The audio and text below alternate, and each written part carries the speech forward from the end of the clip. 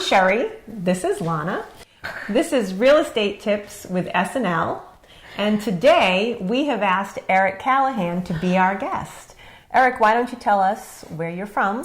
My name's Eric Callahan. I live in Westminster now. I'm the broker-owner of Prospective Realty. And how long have you been in the business? I started around 2006 full-time. Where I jumped in doing it full-time was probably 2013 range. Nice. Great. Now, I know that you do a lot of work with, we use the term REO, but bank-owned properties. Correct.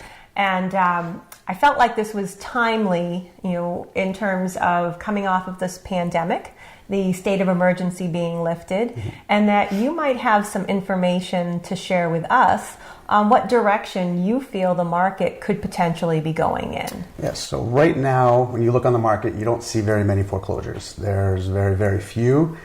A little bit of it had to do with how well the market was going. People weren't foreclosing because they were able to sell.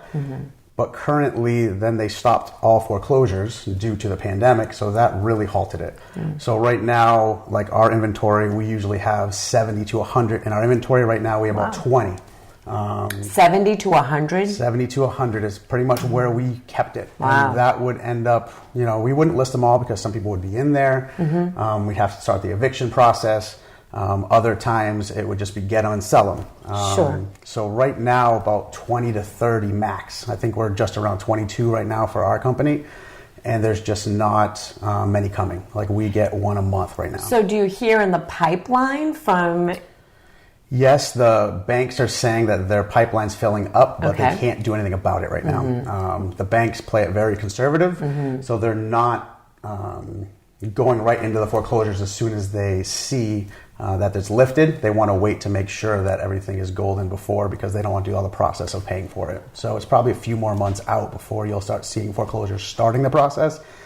And then about 5 months later, you'll start seeing it come on the market. All right, which I think is definitely important, because we wouldn't want to see everything dumped on the market all at once, because that definitely has absolutely an impact. A bad effect. Yeah, Yes. It does. So, and in terms of what could potentially happen, if they are going to be putting them on the market, you're saying that it's a 3 to 5 month period? I think a little longer it sounded like. Sometimes we get them and they're what we call deed in lieu, where the seller signed them off to the bank, and then you can go right to listing them. Okay. Sometimes it's an eviction, and with that eviction, then they sign it again, and we can list them. A lot of times with the banks, they turn themselves into flippers, and they have been renovating these properties, and then that takes who knows. I have seen that. It's actually been, surprising when you go into a property and you see that the walls have been painted and fresh carpeting putting down on a bank-owned property. Correct.